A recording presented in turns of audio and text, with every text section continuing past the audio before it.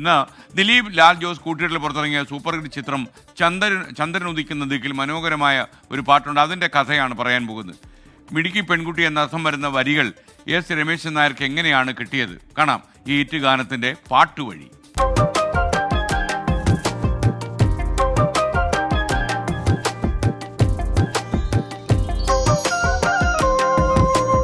1999 ദിലീപ് ലാൽ ജോസ് കൂട്ടുകെട്ടിൽ പുറത്തിറങ്ങിയ super hit cinema ചന്ദ്രൻ ഉദിക്കുന്ന ദിക്കിൽ.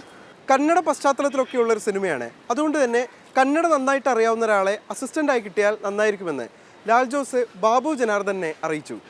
എസ് രമേശൻ നായരാണ് ഈ പാട്ടുകൾക്കൊക്കെ വരി എഴുതിയിട്ടുള്ളത്. ഒരു കാച്ചിങ് വേർഡ് വേണം എന്ന് ആവശ്യപ്പെട്ടതും അദ്ദേഹം തന്നെയാണ്. അങ്ങനെ ലാൽ ജോസ് രതീഷ് അമ്പാട്ടിനോട് പറഞ്ഞു, മിടുക്കി പെൺകുട്ടി എന്ന് അർത്ഥം വരുന്ന ഒരു വാക്ക് ഈ പാട്ടിൽ വേണം. ആ വരിയായിരിക്കും എപ്പോഴും ഹൈലൈറ്റ് ചെയ്യപ്പെടുന്നത്. അങ്ങനെ രതീഷ് അമ്പാട്ട് പറഞ്ഞു നൽകിയ വരിയാണ് ബമ്പാട്ട് ഹുടുഗി.